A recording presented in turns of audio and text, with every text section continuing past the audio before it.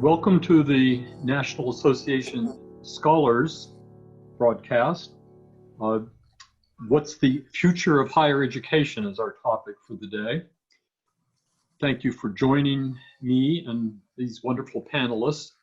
Higher education has been undergoing massive shifts for a while, but especially in the past few weeks, as learning has moved from in-class instruction in most of our campuses to online education.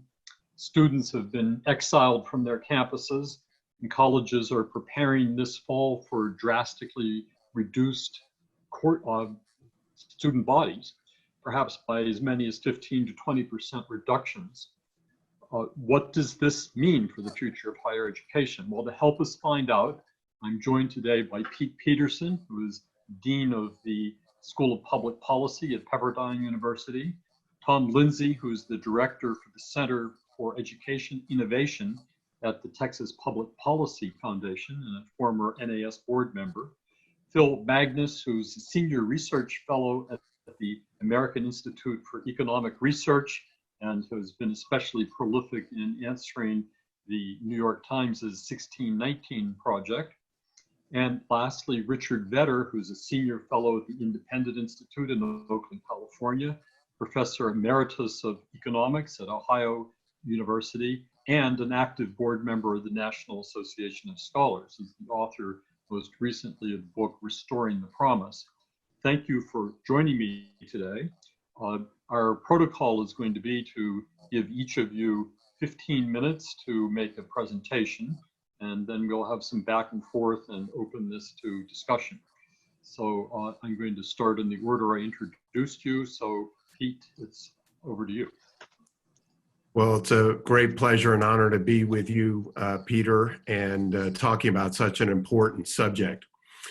I wanted to talk a little bit specifically as an administrator here at the School of Public Policy and some of the decisions and scenario planning that we've been doing here at Pepperdine. Suffice it to say, the School of Public Policy is one of 5 schools here at Pepperdine University, and we run programming both in the summer and obviously through the fall as part of our Master's in Public Policy programming. We had to transition almost immediately from an on-ground program to online when the pandemic made itself evident in March. Since our founding in 1997, the School of Public Policy has always been an on-ground program valuing the in-class experience and Socratic teaching method as a way of forming future public leaders. The transition immediately to online came with some bumps and bruises along the way, but I have to say as a group, both faculty and our students, we've responded well to these changes.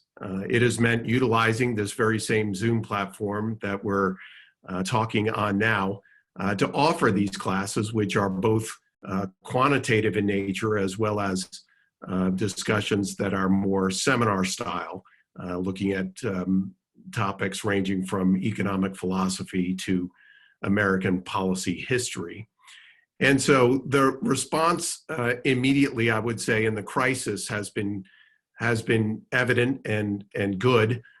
We just had a virtual commencement ceremony here with our graduating class for the year 2020, which frankly was a bittersweet experience as we value highly the commencement exercises, which are generally held outside in our incredibly beautiful Malibu campus. As we look now towards the summer and fall, we've already made decisions around our summer programming to also transition those classes to online. And as we look through the fall, we're in the midst right now. In fact, following this webinar, I'll be on another Zoom meeting with senior administrators here at the university to look at a variety of fall scenarios, which range from beginning online to a delayed start, which may have us begin in October, to examining an idea that apparently is being floated, although not decided upon, by Stanford University, that would essentially cancel the fall semester begin with a January or early February start the school year and run consecutively and continuously until August, essentially compressing the school year from January through August. The scenario planning, I know for many of you on this call or in the Zoom meeting, is an exhausting process because it's not just one process, it's evolving. And we're not just responding to decisions made out of Washington, but the decisions made by our state and our county health departments. And so this really does contribute to a variety of different scenarios. When we look at the fiscal impact of these scenarios, I can say just from a meeting here on Monday, our Excel spreadsheet, which was looking at a variety of seminars or a variety of scenarios and the fiscal impacts, had 70 plus different tabs on it. And each one of those tabs had a different related scenario, whether it was changing our contribution to our retirement health plans for faculty and staff, to moving all classes online across the university for the fall semester. So it's been an exhausting process, and in that there's also the element of accreditation. And I think the role that accreditation is playing, and we respond out here in the West to a group called, was known as WASC, but is essentially the Western Area Accreditation Association. There are a number of decisions that need to be made about whether transitioning on-ground classes to online will still bear credits and abide by the accreditation standards that had been set. And so there are a number of spinning plates here in response to accreditation, in considering what are going to be the restrictions by our county health officials, and certainly where academia is more broadly. Because thinking about this as well, we're also making decisions across academia.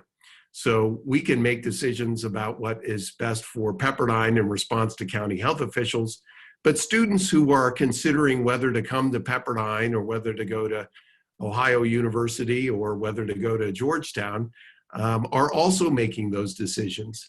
And whether certain schools are open in the fall and certain schools aren't, that actually may be a determining factor for prospective students as to whether they're going to be attending one school or the other.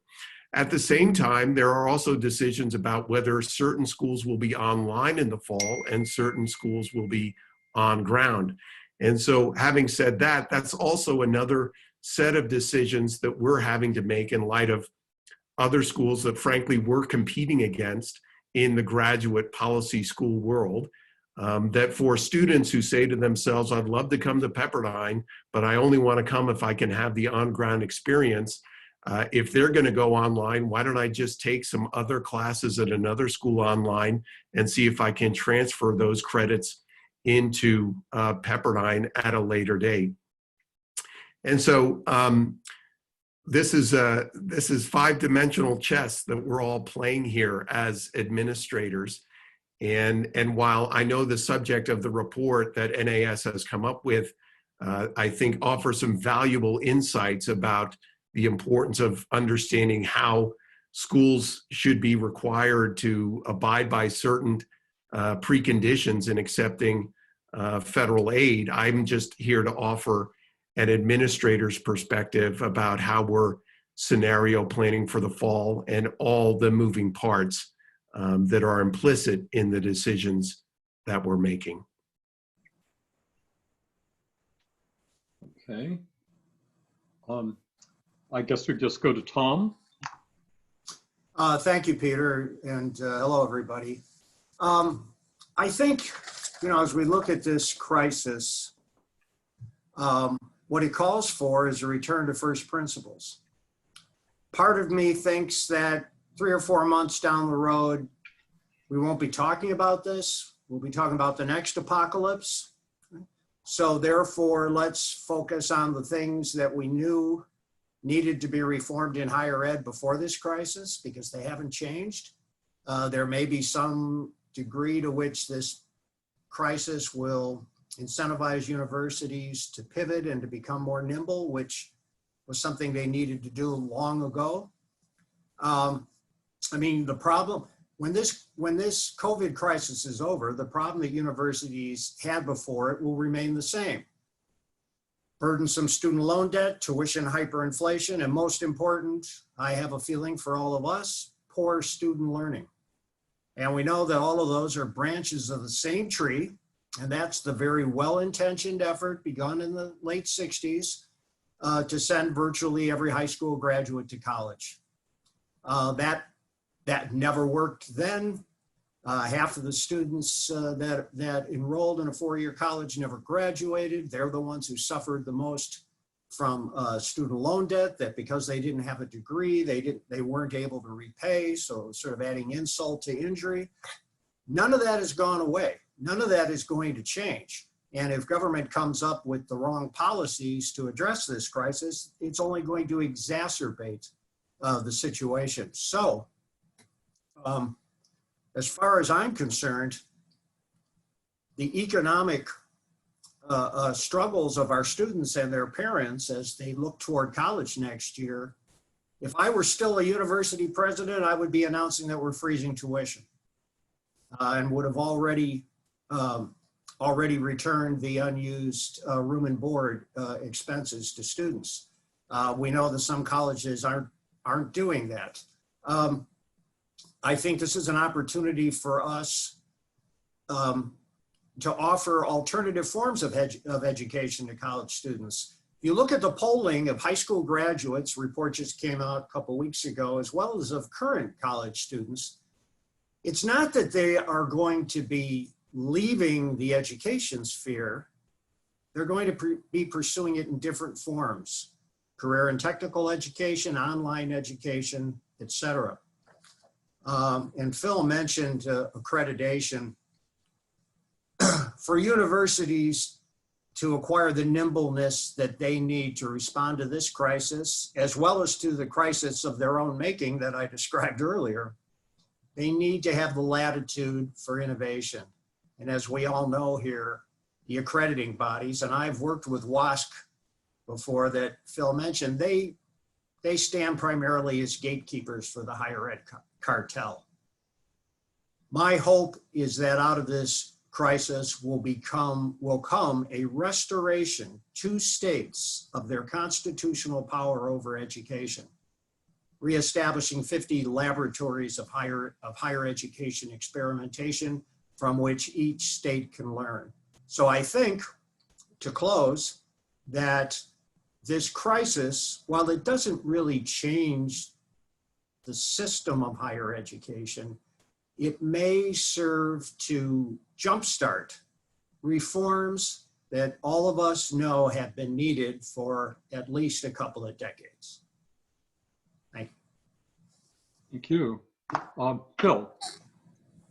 Yeah, wanted to take something of a historical approach here, which is an object of my research attention at the moment, of what higher ed has done in the past in response to pandemics, but also contextualize that and some of the problems that I think we've all been discussing. The first and foremost being that higher ed was already in pretty dire straits in many areas before any of this hit. We know that tuition and debt were going up at astronomical rates. We've seen administrative bloat as a continuous pattern since the 1970s. If you go back to 1974, administration has quadrupled in size relative to where it was just over 35, 40 years ago. We also know that there was an ongoing jobs crisis in certain areas of higher ed. PhD production was outpacing the number of faculty slots available. And I think that's only going to intensify in the wake of this, especially if we start cutting back programs. But the other dimension of it that's interesting is there's a sharp ideological shift that I think we're all aware of that's taken place in higher ed, and it's mostly since around 2000. This has been played out among both the faculty, administrators as a whole, and then the university system, where a left-leaning, and a pretty hard left-leaning majority has emerged on the faculty roles, and that's shifted quite a bit about public attentiveness to the resources that they give to higher ed. Higher ed was already declining in the minds of large segments of the public, especially on the conservative and central, the centrist areas of the political spectrum. Pretty much anyone that wasn't on the hard left. And then on top of that, we've got shifts in what students are choosing to major in. And the pattern that was at play even before COVID is students have been very sharply moving away from disciplines that had veered off in a political direction, argue even been politically captured, and moving toward things in the STEM fields, the hard sciences, some of the quantitative social sciences that tend to be less politicized than something like history, art, philosophy, English. What else is going on top of that? Well, we've thrown this crisis into play here with a massive, and I'd say even unprecedented, at least in modern times, shutdown of the university system. To find a comparable level of closures, you actually have to go back to like the Middle Ages and some of the plagues that hit Europe in the 14th, 15th, 16th century, where they would actually shut down campuses for the better part of a year. If you look at 20th century United States, the standard response to pandemics, and this is everything from the Spanish flu in 1918, some of the polio epidemics that broke out in the 1950s, and there were 2 flu epidemics in the late 50s and late 1960s. The responses to those were much more subdued than what we're seeing now. Even the Spanish flu, which is widely considered the worst of these, they would close campus for 3 to 4 weeks on average in a typical city, and that would coincide with the peak of the flu season. And the idea was that they'd return, finish the semester in person. Of course, they didn't have technology at the time, but it was still a much more softer and subdued response than we've seen today. What does this mean for the future of higher ed? Well, there's certainly pronounced risks that I see emerging. The first is that we've kind of painted ourselves into a corner in terms of tuition raises as a means to pay for things, and also in terms of going to the public as a means to pay for things. And I'd urge everyone to contrast the current situation. We're heading deep into a recession as a result of the society-wide lockdown to what happened after the financial crisis in 2008, where even though it's not discussed quite so much as an overt financial crisis relief program, but one of the things the government did in 2008 is they radically increased the amount of funding that went into student-based grants and loans and subsidies for that. You can see a massive uptick and a shift of resources there. And part of this was an unemployment mitigation policy. Part of it, the idea behind it was that if you convince people to go get an extra degree or maybe spend a few more years getting a graduate degree, go back to school, and here's a loan, here's a subsidized grant to pay for it, will take you out of the employment pool, and that will ease the public sector recovery. We're in a very different situation right now where that doesn't seem to be an option, especially as long as campuses are closed down or campuses are only on limited operating schedules, as we're starting to see emerge as a possibility for the fall. On top of that, we're in a situation that is much more prone to, or I think is at risk of devolving into a bit of an ideological bunker.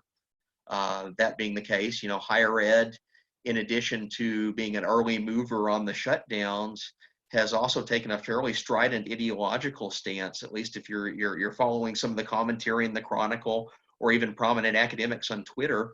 They've taken a very strong ideological stance in favor of pretty aggressive lockdown policies for the long run, including opposing efforts to alleviate or relieve some of the shutdowns that are in place, and doing so on pretty strident anti-capitalist grounds, or they're saying that this is where you get the line that the economy is being juxtaposed in a trade-off with health, and we don't want to give up lives for economic activity, even though it's a much more complicated picture than that. The risk here that I see for higher ed is the more that it falls into this kind of ideological bunker of favoring the lockdowns, it undermines also the amount of public support that would be willing to come forth, 3 months from now when large segments of higher ed are probably inevitably going to be asking for bailouts, going to be asking for public aid to keep or retain certain levels of services and employment, really, for the people that work in it. What can higher ed do on that? I think we have to start asking questions of where we make the tough choices, where we make decisions that involve giving up certain things that probably were not on the table prior to about 3 months ago. Start asking questions about campus lifestyle amenities that have just exploded in the past 30 years. Of building fancy rec centers and hotel style dorms and lazy rivers and rock climbing walls on campus, or employing massive administrative staffs to have an office of environmental sustainability, an office of diversity, offices of all these little pet ideological causes that are not really related or directly connected to the delivery of instructional content that students are seeking. All of these are areas that have driven quite a bit of the budgetary push in higher ed, and I think for the long run are going to be continuous drains on public resources. If we start seeing those resources contract, that's where we need to ask the hard decisions to be made of what elements of non-essential, non-instructional components of higher ed delivery in person we're willing to cut. Again, that's going to be a very tough decision because these are constituent interest groups. They are, as economists would say, rent seekers of the resources on campus. And when you put anything before both faculty and administrators that's related to budgeting, you see almost a free-for-all of everyone trying to protect their own turf, their own domains, and ensure their own continuation even in some of these cases. So that's where things start to get really complicated. And I think, unfortunately, higher ed has backed itself into a corner both ideologically over the last decade and in various excesses that have already strained the finances that are going to make these decisions much harder than they conceivably should have been or would have been had they taken a more responsible course over the last decade. Great. Rich, would you like to enlighten us? Well, I would, except our three distinguished panelists have already enlightened us pretty well. And when you come last, you suffer the hazard of suffering. My name comes at the end of the alphabet. I've long suffered from alphabetic discrimination, as have you, Peter. Absolutely. And so I was thinking of changing my name to Aaron so that I would always get to go first on panels and have to say all the great thoughts. I would say one thing that, and I think everyone has said beautiful things and good things and whatnot, but colleges and universities are a ward of the state. There is just no getting around it. Now, some of them more so than others. Pepperdine, for example, is one of the least wards of the state among the private sector. But Princeton University gets 10 times more public money per student than does the College of New Jersey, which is ostensibly a state university located 11 miles away, previously known as Trenton State. So everyone is a ward of the state, and the state is an enormously inefficient allocator of resources and a very inflexible, it becomes very difficult for them to adapt to change. However, and Phil, I think, kind of hinted at this does, and as did others, Pete as well, and Tom, this does offer some opportunities. It is a chance to throw out some things that are inefficient and so on. Obviously, and NAS has made this a big point in their recent initiatives, which Peter will probably say a little more about in a minute. We all know that there's an enormous administrative bloat in most of higher education. There are exceptions to this, but it's a huge problem. And this is now an opportunity to attack this. Can we afford 40 million diversity and inclusion coordinators? The University of Michigan, the last time I looked, had 93 diversity and inclusion people, costing $14 million a year. couldn't they get by with 5 people making 500,000 a year? Or why do we need any of them at all? Why do we need one? But at least why do we need $14 million worth of them?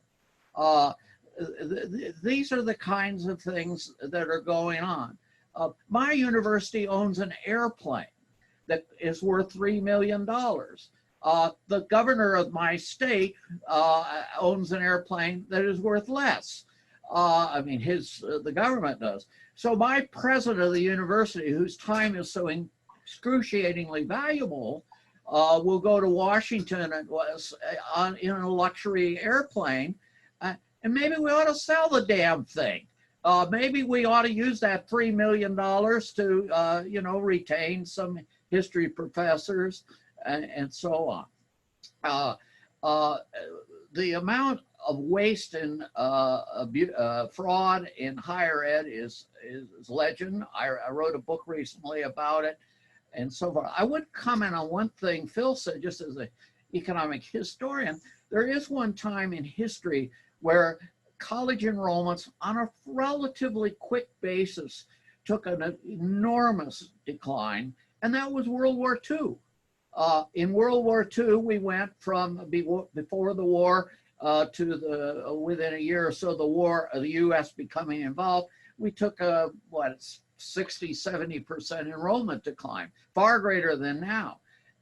But as Phil also said, it was a more orderly enrollment decline. We didn't panic. We said, okay, we're closing down for 2 or 3 years. We'll get back to things. And the universities adapted. They decided, well, we'll help with the military effort. We'll use our dorms to put up ROTC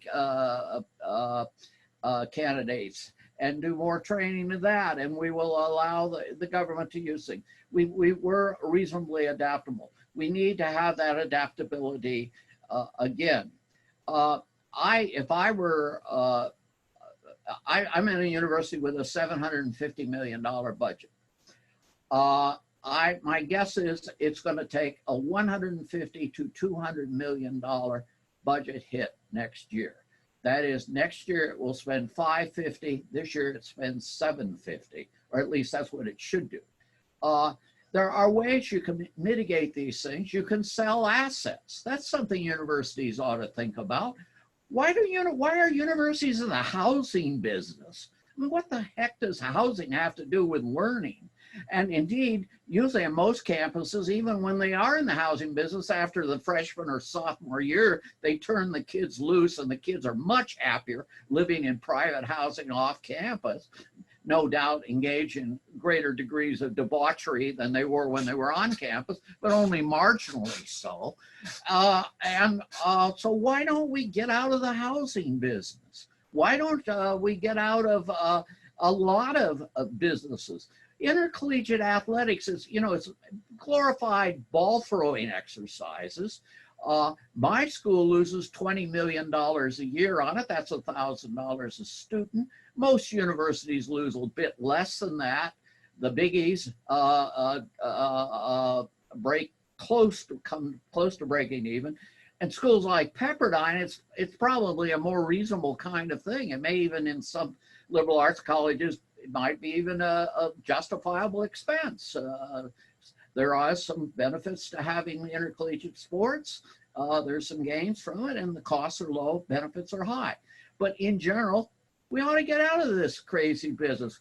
Are we in the business of supporting ESPN, or are we in the business of supporting learning? I could go on and on and on with a whole variety of these, but Peter has put a limit on us, and I think a discussion amongst the group would be kind of fun at this point. So I will conclude. Thanks. Well, thanks to all 4 of you. I don't want to take up much of the time of this session with talking about NAS's own proposal. We've had ample opportunity to say things about that before, but just for background here, we published a about 40-page white paper titled goodness, I'm blanking on the title, Critical Care. And the notion behind it is that the financial crisis facing higher education is so more proof of what we on our side being in universities have experienced, sort of know in our bones. But that message has got to get out to the public. I agree. And I mean, good news is a majority of Republicans now in the polling survey, they get it. On the other hand, those on the left, they can get it, but say, yeah, and that's the way it should be. So I think, yes, Pete is right. Continue to make our case, but at the same time, try to use this crisis as an opportunity to institute measures that we know would make higher education much better before anybody ever heard of COVID-19. Phil, I'm going to go out on a limb and guess that you probably think that the transition to a stronger mix of distance education is a good thing. Am I right? I'd say so, yeah. Yeah, the whole thing on the turn toward distance education is, I think it's broken some of the taboo against that that previously existed. There was quite a bit of resistance to moving things online for a whole variety of reasons prior to this crisis breaking out. But now we've kind of been forced into it, so people realize that, yeah, I can do this. But it's a double-edged sword in a sense. So in one sense, it's broken down the barrier against it, and the other, it's also revealed and realized some of the perils and deficiencies that come with moving everything online. It's a different teaching style. Students don't seem to think it's quite as popular in large part because you're losing the social interaction that occurs not just between the student and the professor, but everything that goes on in the hallways or sitting in the classrooms on campus, which is a big part of the experience. I tend to come from a perspective that views higher ed very close to Brian Kaplan's signaling model, where the degree is the objective that people are after, not the lofty ideals of we're going to become better educated citizens of the world, as much as that may be a consumption good for some people. But if we take the signaling model as our operative principle, the big question that emerges is, does online education deliver the same type of signal as an in-person degree from Harvard, Princeton, and Yale? And I think that's where it starts to break down quite a bit. That's where some of the questions we would be asking about, is this really the same type of delivery, come into play? And in fact, we already know evidence of that because several of these elite institutions were already offering free massive online open enrollment courses, the MOOCs, since probably about the early 2010s. This was a big trend. And in some sense, they were popular. Some sense, they moved education online already. But we also found that there's not an enrollment premium. There's not a prestige premium associated with getting a free MOOC certification from Princeton or Cornell versus actually getting a degree from being there in person. So I think we're going to have to wrestle with that quite a bit. If I were to predict where it's going, I see online education as being more suited toward gen ed classes, the stuff that you take freshman year, your English 101, History 101, whereas in-person education seems to have a much more pronounced effect on the small discussion group things that you take that are suited to your major. Mm-hmm. Well, one way to look at online education is that it's the university of nowhere. Somebody can provide a good course on a particular subject, and only that course, and as long as it's transferable, as Pete was saying, students can go off and fill in their curriculum with courses from many different places. That hasn't happened yet, but it's one of the foreseeable consequences of this. Even if 10% of the students began to think of higher education as a shopping cart where they could fill it up in different places, that would be enough to have a rather dramatic change on higher education. Now, Rich is a proponent of innovation in higher education, I would say, or at least of getting rid of some of the encrusted ways of doing things and looking at other possibilities. Rich, is this a good time to be investing in online providers? Oh, I don't want to give investment advice out. Although it's an interesting, fortuitous question in a way. I interviewed the head CEO, one of the major for-profit providers Monday, and what are they doing? Most of them, of course, got beaten up by the Obama administration on ideological grounds. They were more or less put out of business by the Department of Education and other henchmen of the Obama crowd. So they're limping along. Some of them went out of business. Kaplan was sold for $1. They're educated to Purdue. And several of these were on the ropes. What are the rest of them doing? Well, Bridgepoint Education, which was a big one. This is the one I talked to, has now got a new name that I can't pronounce that starts with the letter Z. Nonetheless, Bridgepoint is pivoting, if I may use that word, to becoming advisors to traditional universities as to how to better manage online. So that goes to some there's opportunity in innovation, others' innovation. And so we may see this. I always tell the joke, usually when I'm lecturing to large audiences, that with the possible exception of prostitution, I know of no profession that has had zero productivity advance in the 2,400 years since Socrates educated the youth of Athens. That we have absolutely, we do the same things that Socrates did, and maybe not quite as well. There's arguably a decline in productivity. So online, I am a believer that we should embrace new technologies and so forth.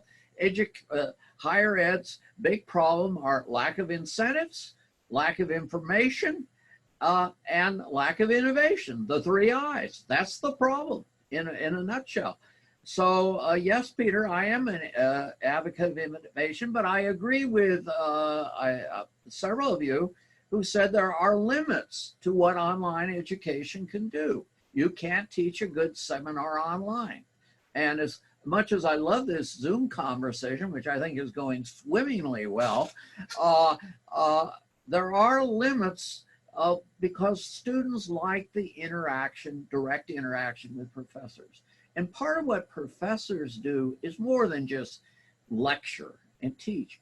They advise students on career decisions, on all sorts of other things that are part of life, even with the socialization process, which is part of the rich experience you get at a good liberal, at a good residential school like Pepperdine. And so I've said enough. Well, I'm mixed mind myself over distance education. It looks to me like something that's inevitable, and I deal with inevitabilities. That is, distance education is going to become a much more prominent part of what goes on in post-secondary education. I don't think that it actually fills the bill very well for a lot of gen ed courses. A gen ed course, for example, ought to be sure that it finishes with students who can write a competent essay. And I have yet to see essay writing emerge as something that happens very well online. In some things, like the teaching of history, inevitably involve a certain amount of charisma of the professor who knows the material. And that might be transferable to an online format, but I tend to think that there really is something in the professor who really knows how to command a classroom and bring to life events remote in time and place that is going to be much harder to do when you're in a little box on a Zoom screen. But that would be my ideal, that liberal education survive as a in-person activity at institutions that make a point of recruiting students who are attuned to it, are capable of rising to the demands of a seminar room. But that's not every student, and our idea of sending virtually everybody to college doesn't lend itself very well to these economies of scale that were imagined long ago. We end up now with maybe an opportunity to do some level of education for a great many people, but really good education is going to be more and more an elite enterprise. That's one of the predictions I would make coming out of this. We're going to turn our webinar loose, I think, to public comments. But before I do, I want to make sure that each of you have a kind of concluding comment on where we are right now, and I'll start again with Pete. Yeah, I would say that what's been said about this transition to online is a ball that was rolling well before the pandemic and is only picking up steam. I think for organizations like the National Association of Scholars and for institutions like the Graduate School of Public Policy, what we have to be very mindful of is how we best use these online tools to not only approximate the in-class experience, but at the same time reach a wider audience, because and that doesn't necessarily have to be within a graduate degree. I think what we're thinking about here too is, are there broader online webinar opportunities for us to reach a wider audience of those who will never enroll in a graduate school? And so I think there's, for the creative, but also those committed to the importance of an in-class experience and trying to derive as much of as we can of that onto the online space, that needs to be our focus. Tom? You're muted. What Pete just said, and as far as online goes, I think we want to not fall into a false dichotomy. I'm here in Austin, Texas. I was talking with a government relations person for the University of Texas at Austin. And I said to him, I said, I used to teach political philosophy. I wanted a small class with the seats in a semicircle. I wanted to see the expressions on their faces. You can't do that online.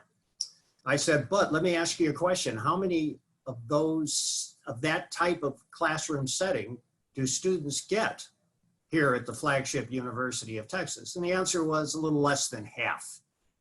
So these gen ed courses that could be done online are currently being taught in large cavernous lecture halls, 400 students. They never talk to the professor. At best, they talk to a graduate assistant. That's the one that really they have contact with. So no, you can't switch everything over to online, but at the same time, we don't want to say, well, online's cheaper, it's garbage, right? Because a good deal of what the students are getting right now is not student-centric. They're not having contact with the professors. It's being done in assembly line fashion already, and the charge for it is outrageous. Bill? Oh. There you go. Is that unmuted? There we go. Oh, jump in on the same theme and actually try to unite that a little bit with the ideological question. I'm going to see if this allows, is it possible to share a screen on this? Let's see. There we go. Yeah, so I'll pull up a chart here that I made, and some of the NAS readers will recognize at least one of these two studies. On the vertical axis here, that was the NAS study that Mitch Langbert published, where he took the ratio of Republicans to Democrats as a proxy for ideology, and he found there's quite a bit of variation across academic disciplines. So the higher you go on this scale, and I have it done on a log scale to get it on the same chart, because some of these ones at the top are like way up here. Like the higher you go on the vertical axis, the more left-leaning the discipline is. On the horizontal axis, that's the break-even point of number of students that have registered to be majors in that discipline since 2010. So This is as of last year prior to the crisis, but anything on the positive side of that break-even point is gaining majors. Anything on the negative side is losing majors. What do we have here? A very clear pattern emerges. The more left-leaning disciplines, people are already voting with their feet. They're running away from them. And the more neutral disciplines, there's not any discipline that's right-leaning. That's actually off the chart down here, some at the bottom. But any discipline that is slightly closer to balance seems to be gaining majors, all before COVID broke out. What does this also tell me? There's one other observation you can just see kind of anecdotally looking in here. The left-leaning majors that are losing students like crazy and that are much further in an ideological direction on the left also tend to have a higher presence on the gen ed curriculum. Their English, their philosophy, sociology, a lot of the softer humanities. And not only that, they're also people in departments that teach these first-year experience classes that aren't connected to a single department, but you always tap the English professor to do it. You never tap the engineering professor to do it. So there's always a really interesting dynamic going on there. What this tells me is I think students are already voting with their feet away from political ideology, yet they're being held in a lot of these classrooms because they're required. They're being held in the classrooms because the gen ed says you have to take X number of hours of English to graduate. And ostensibly that's supposed to be, you know, improving your writing skill, giving you exposure to Shakespeare.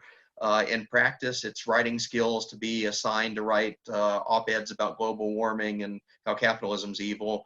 And instead of Shakespeare, you're reading like postmodernist Marxian takes on economics from people that have no economic training. So there's quite a bit of that going on in there.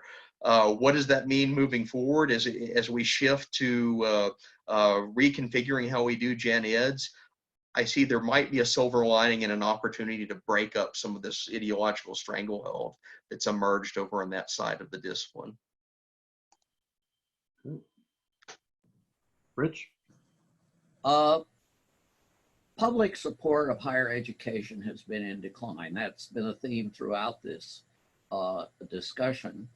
And as public support for higher education declines, this poses a vulnerability that higher education was not prepared for, and it's coming to fruition right now. Public endowments are sluggish and will not be rising. State support is undergoing a decline. It was undergoing mediocre levels of support even before, and so on. What's going to happen? I say 500 or 1,000 colleges will go out of business in the next year or two or three. The late Clayton Christensen once had even a higher number. It's Schumpeterian creative destruction at work. We need that. I'm happy. I'm happy to see a lot of the idiots and people who are supporting these crazy ideologies that are totally incompatible with American values. I'm glad to see them go out of business. I think we need more creative destruction in higher ed. So I look at this as an opportunity. I think it's a chance to call out the worst. And I think the Pepperdines, who are based on a model of with some degree of sanity and some appreciation of what the public thinks, I think the Pepperdines will survive. The Hillsdale colleges and Grove Cities will survive. I think the schools that are going to take go to the cleaners, we've already seen Evergreens, whatever it is, state in the state of Washington, are disappearing, and I think that is good. So this is a mixed thing, you know. We lose friends, we lose a lot of. There's some good. Even the bad schools have some good people. We're going to lose some good stuff, but I think on the whole, this is going to have a positive effect long term on transforming higher ed into a better institution. Great. Chance, I think we're ready for the next stage of this. Alrighty. So I have a list of questions queued up here that have been coming through as all of y'all have talked. The first one here is for Phil Magness. What do you think will happen to smaller colleges and universities as a result of the challenges you described facing higher education? The closure rate for small colleges has increased over the past few years. Do you see that rate continuing to climb? Is there anything that these universities can do to offset this? Yeah, complex question there. I think some of the answer we've already gotten a hint of, as Rich just said.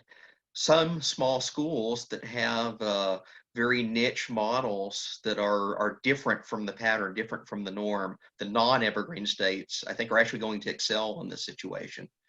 Hillsdale College offers something that you don't find normally in most other institutions. Grove City, Pepperdine, even some of the larger institutions, George Mason Economics Department, I always like to point out. These are atypical for the norm of higher ed, and having that type of a niche can become a very conscious strategy for the schools that embrace it to differentiate themselves from the pack.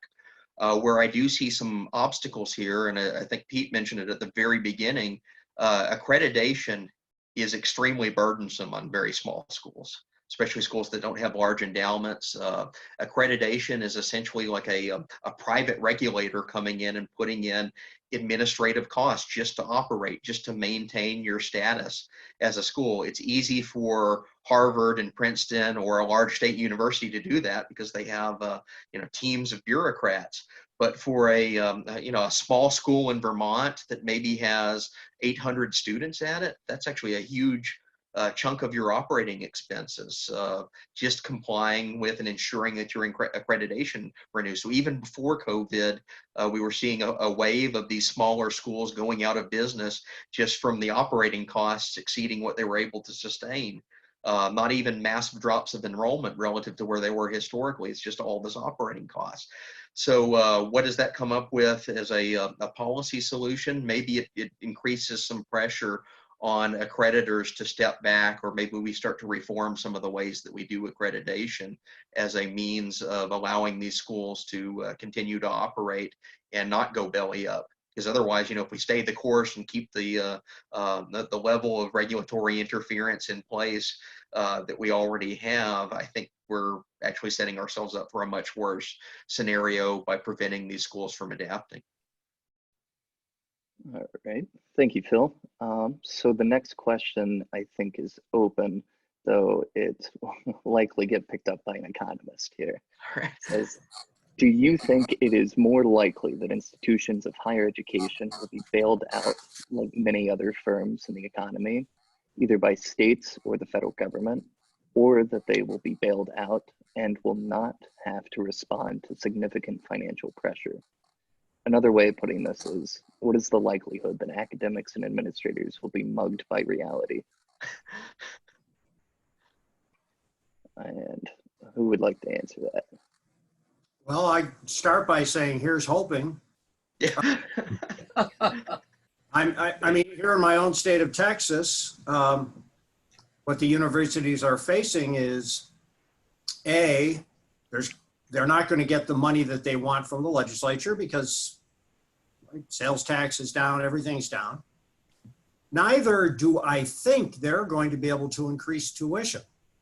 So what are they going to do? They're going to have to do what the whole country has had to do since the economic meltdown of 2008. They're going to have to learn how to do more with less. That's all to the good. Yeah, I've just piggyback on that to say Tom's absolutely right, especially at the state level. We're looking at 20 to 30% drops in revenue coming into state coffers over this next year or so. So public school systems that are tied to state revenues are really going to have a difficult time. Yeah. As it relates to the feds, there's just not enough. I know this is going to be hard to believe, but there is not enough money to support. We just had a look at the CARES Act funding that had come to Pepperdine. And I'm not going to say exactly what it is, but it is a drop in the bucket relative to the broader concerns that we're having around revenue falls in the next year or so. So there is going to be some very hard realities, no matter what, coming in this next year. Yeah, if I may, I agree with both of the earlier speakers. In my state of Ohio, we had two universities of large magnitudes, 20,000 student type schools, that were in severe financial trouble before this began. One of them announced it's going from 11 colleges to 5 colleges next fall. They're eliminating 6 of their 11 colleges. It's the University of Akron, a school that a few years ago had 27,000 students, now has 17. Wright State University 4 years ago had 17,000 students, now has 12. When you get 30%, and this is true throughout the Midwest and in the Northeast, where you have stagnant population pools. It's less so in California, certainly less so in Texas or Florida, places like that. But in places where you have stagnant population pools and where the demographics for the next decade don't look particularly good for the 18 to 22-year-old population, you are already facing a lot of this closure. So there will be some mergers. There will be some, attempts to merge libraries and cooperative services and so forth. That's good. And, as I say, I think out of economic adversity can come some positive developments. But I do think a lot of schools are going the way. The small liberal arts colleges that lack distinction are also going to suffer the same things. And some of them, by the way, are abandoning liberal arts and have been for many years in an attempt to be cool. We're going to become business administration schools, and we don't know diddly squat about business administration. In fact, I think almost by definition, no university knows anything about business administration, because look how badly they do administering their own business. So I think that's, well, I've said enough. Yeah. The only thing I'd add to that is, we asked the question, has higher ed as a whole expended its political capital that it could previously have used to seek political support, to seek a bailout? And I think over the last decade, higher ed has really moved in a direction that has soured its reputation before the public. So people are going to be less willing to give them money today than they were, say, in the financial crisis 12 years ago. Let me add to that, maybe somewhat more stridently phrased. Much of American higher education is now avowedly anti-American. The goal is to create global citizens. The idea is that America is a bad place that has been bad from the beginning. That's the 1619 Project thesis, that we're a slaveocracy, not a democracy. And that New York Times thesis is pushing on an open door when it comes to higher education. Our humanities and liberal arts departments are almost unanimous in their condemnation of the ideals of American life. Well, that has some effect on recent graduates, but the American people disagree. And if our political leadership is listening, they're going to fairly quickly understand that the moral capital of higher education has been squandered in this decades-long process of delegitimizing the American regime. You can't run against the public order and government and our culture forever.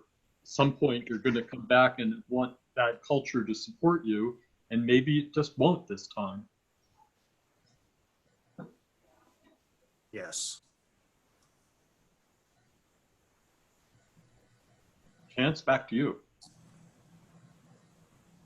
All right, so for the next question, how do we balance the need to attract students with our need for desired university reforms? And that's open to the group here. I would say we are not trying to dissuade students from seeking post-secondary education. Instead, what we are trying to do is to make them aware of what their options are, what the costs of a four-year traditional degree are, and how they might more quickly, more profitably acquire the training that they need for a job. Now, you know, surveys show 85% of students, they go to college with getting a good job in mind. And of course, that's very understandable with the democratization of higher education following the GI Bill. I think we all know there are better reasons to pursue a higher education, but here we are. So I think that pressure itself that's going to be the most important thing that happens. We've been writing about this and complaining about this for decades, and rightly so. But it seems now finally, as it was mentioned earlier, it seems now finally students have got their eye on the ball. Now, as someone who teaches political philosophy, I'm really sad that 85% of students think a job is the best thing they're going to get out of college. But having been in the professoriate for 30 years, yeah, at most schools today, that's about the best you can hope for. All righty. So for the next question here, how responsible is the federal government's Department of Education for administrative bloat in higher education? Would abolishing the department help reduce the administrative bloat?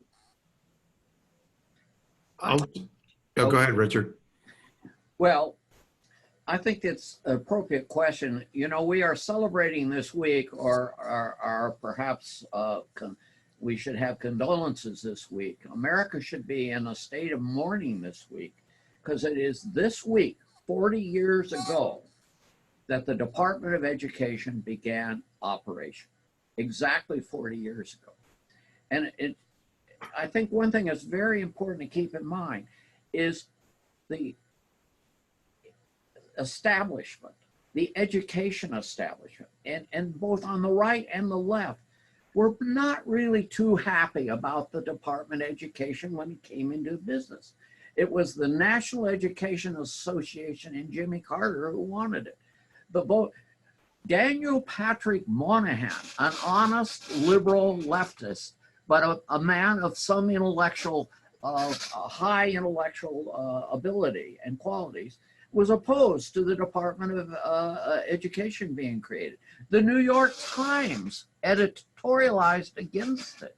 The Washington Post editorialized against it. Go look at the record.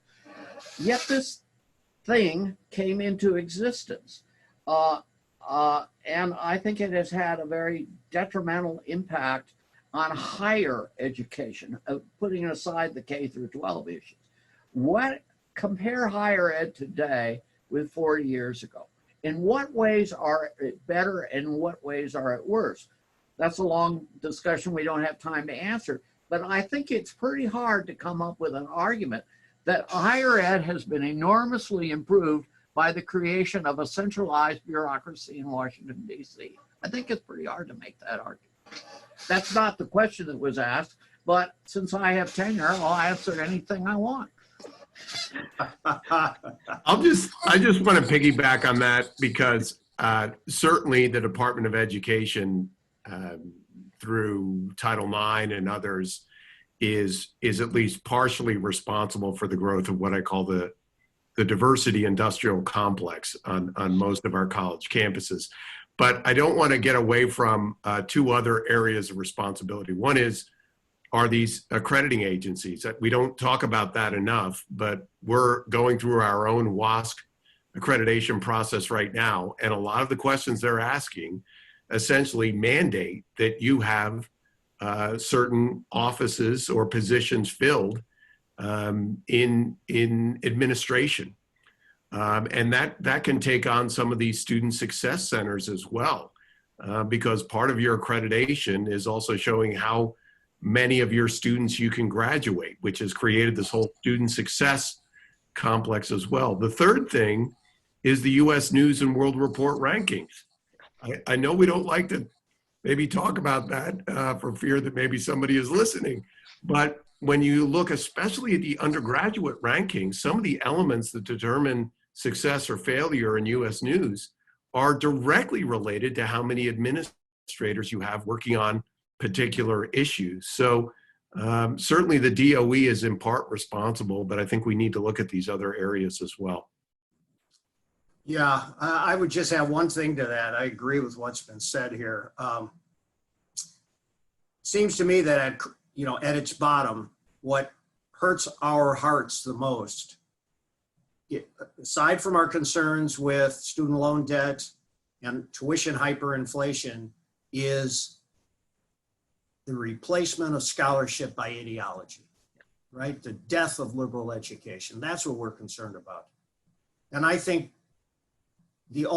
my hope is that through this crisis and the need of states to be nimble, that this will augur a return on both constitutional and prudential grounds to restoring to the states power over education. Now, to be sure, if we do that, there are going to be states that do crazy things. They're already doing crazy things under the current top-down system. But if students are free to go to other states that are offering lower cost or higher quality programs, then those states themselves will be motivated out of mere self-interest to get their act right. Apart from that, given how fractured we are on this issue and the country is, I think that's the last best hope for sparking some sort of reform. Only thing I'd throw in there is just a reminder, accreditation is the access point to most government money. So these things are symbiotic. They move together and they feed off of each other. Yes, yes. I'll add a word on that too. The accreditors exist by the grace of the Department of Education. The Department of Education decides who has the power to be an accreditor. And if you're going to abolish the Department of Education and Color's fantasy world, accreditation would go with it. The accreditors would be defanged if there were no Department of Education to back them up. It exists as the gateway to Title IV student loans. It exists as the tool by which the colleges and universities are kept under some supervisory thumb coming from Washington.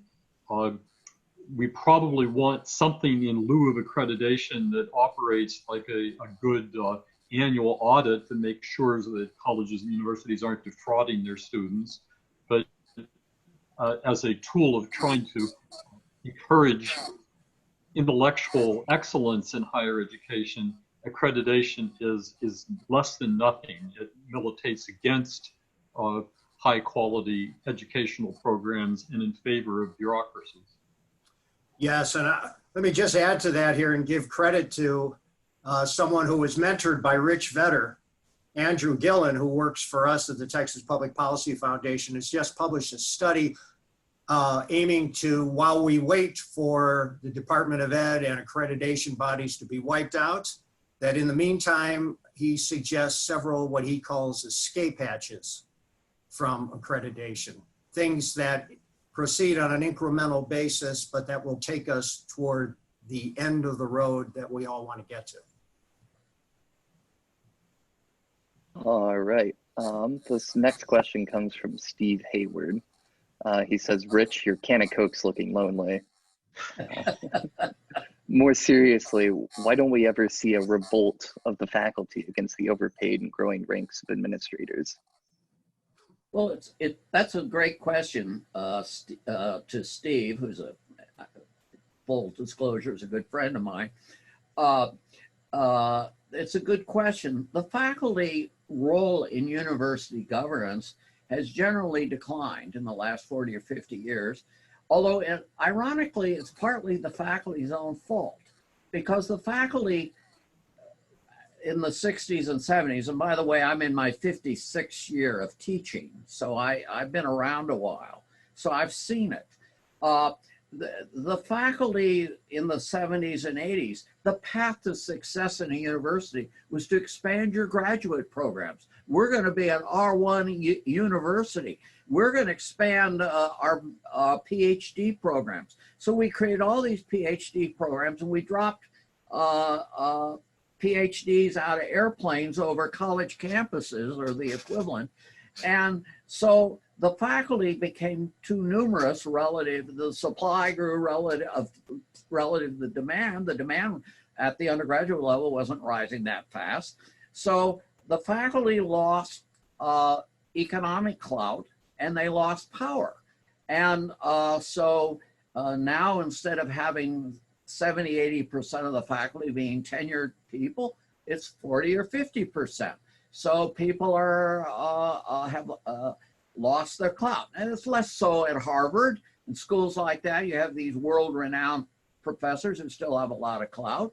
But at the average American university, the faculty are now employees. They're no longer helping run the university. Shared governance has declined enormously.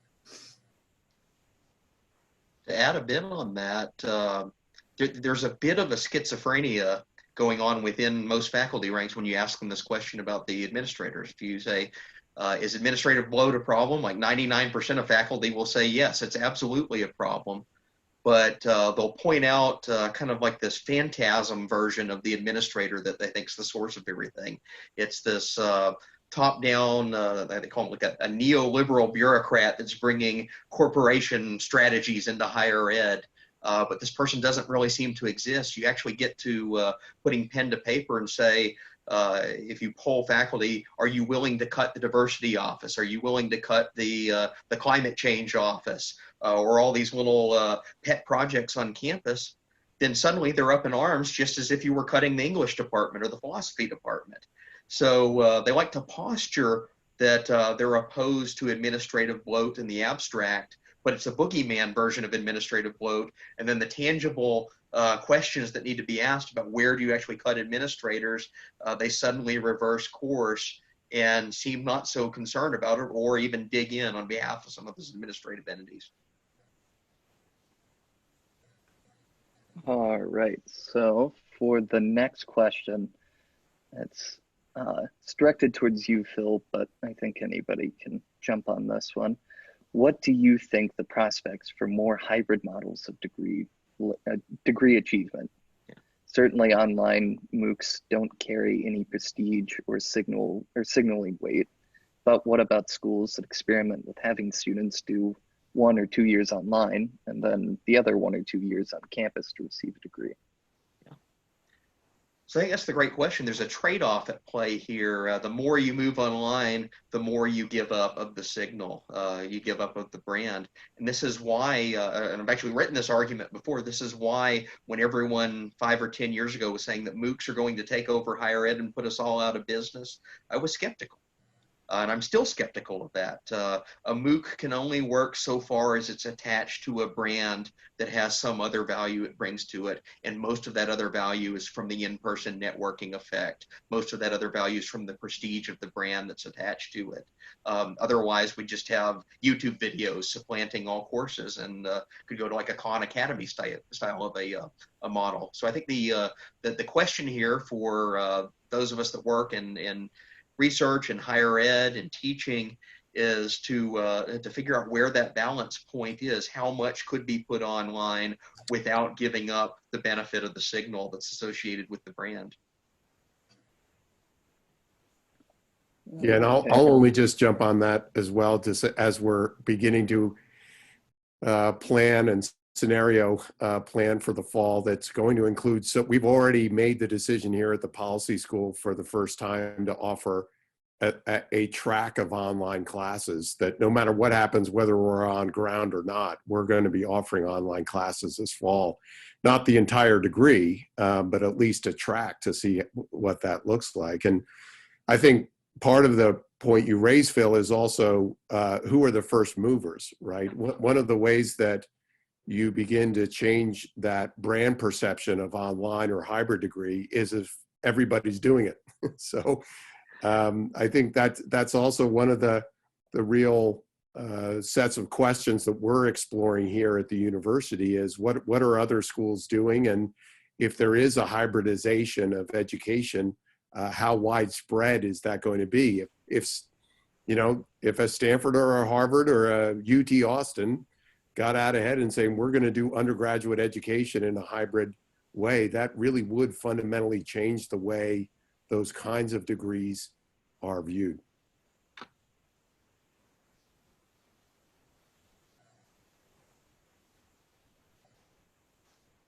Sorry, I had myself muted there for a second. So on the like a follow-up question to online learning, what are y'all's suggestions on how to make distance learning effective, long-lasting, instead of just wishing we didn't have to do it?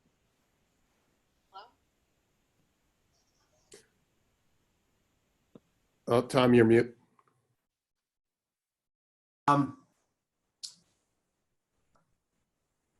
best answer to that question is, we don't know at this time. But because we don't know at this time, it's incumbent on us to remove the barriers to innovation for the people who will answer the question. And I would just add on that, really one of the exciting things, especially for those of us who are concerned with the principles of NAS, is it's made us at the policy school think a lot more differently about who can teach for us, right? And so, we have our on-ground faculty, but the thought of pulling in somebody from AEI in DC to teach a particular class, or to reach out to Steve Hayward, who's taught for us already on ground, but I know it's a difficult traveling experience for him. It really does open some amazing opportunities, to go back to Phil's very good point about branding, that if you establish a brand that's in keeping, say, with the principles of NAS, not necessarily the world is your oyster, but it does open the opportunities that you don't have to have formal visiting professorships to make possible education by scholars who are all over the country. All right, so we're at 3:30. I'm gonna make this the last question. There seems to be a theme running through many of these questions that I haven't been able to get to yet, but it's mainly what's the future of conservatives in the academy, and what do y'all recommend for them, and how do they survive since they're already slowly draining from the academy? Oh, yeah, that's what they used to call the $64,000 question. I mean, look, we know the fate of conservatives at 99% of universities. What few remain are dying out. So then what's the solution? When Nakubo and Moody's and Bain and Sterling first came out with these predictions, as well as Clayton Christensen about 10 years ago, about how many small colleges and universities are on the brink of going belly up, I saw that then, and continue to see that as an opportunity. If conservative investors, as worried as we are about the fate of higher education, and therefore about the fate of America, if they were to swoop down and rescue some of these colleges that already have accreditation, because the problem is to start a new one, 5 to 10 years, $5 to $10 million at the minimum to get accredited. You take a university that already has accreditation. Under financial exigency, you eliminate tenure, you replace it with multi-year contracts. You do your first 2 years online. It would cost very much less than what current universities do. But the kicker is, will companies hire these graduates? Until they do, that's going to be an uphill struggle. I would just say that I'm short-term pessimistic, long-term optimistic, and by long-term I'm thinking more 8 to 10 years.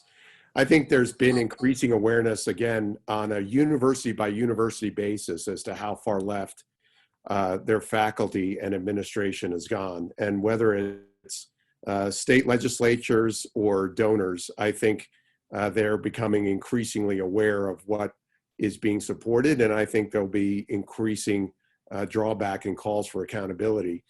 At the same time, I continue to be excited about what I'm seeing with the growth of conservative student organizations on undergraduate campuses around the country, whether it's YAF or Turning Point or ISI. A number of great organizations are growing, and this is a phenomenon really just in the last 5 to 10 years as far as how they've grown. And where are those kids then going to go when they get out? And so obviously we at the policy school want to be at the receiving end of some of these, but they are going to be kids that I think have prepared themselves through these organizations to argue well for conservative principles, and they'll be battle tested for having gone through 4 years of a politicized undergraduate education. And I think that's a generation we really need to support, and I'm very optimistic about. I agree with Pete completely. I think in the long run, conservatives will not only survive, I think they'll do better than they're doing now, because the public is more conservative than the establishment. The public is saying no to a lot of this leftist stuff, and they want a more conservative environment, and they'll get it one way or the other. I think it's going to come. We don't have time because if in the academic world we pay no attention to resources, but in the world we're operating in right now, we have a resource constraint. It's called time. I would like to say more, but I will defer. And just to echo that whole point, it's not only the general public that is much more toward the right or even the political center than the faculty, it's the incoming students. Students are pretty representative of the political mainstream of the United States, maybe a little to the left of center for the average person, but faculty are on the far left, and they've moved to the far left. I don't know of any business model that can exist for the long term that declares open warfare on its main customer base, on its incoming students. And I think, unfortunately, that's where academia has painted itself into at the moment, is that they are at odds ideologically with even the normal incoming student. That can persist for a period in the short term with subsidy, with all sorts of other institutional supports, but it's not sustainable for periods of many years or many decades. I'll just add that I've said on many occasions that higher education should not be confused with the existing colleges and universities. There's many ways to become an educated person that don't depend on spending $70,000 a year or something like that to get an undergraduate degree or a graduate degree. Those are nice to have, but look in these pictures here. There's books behind us folks. We are readers, and everyone who is educated is to a certain degree self-educated. Conservatives aren't going away.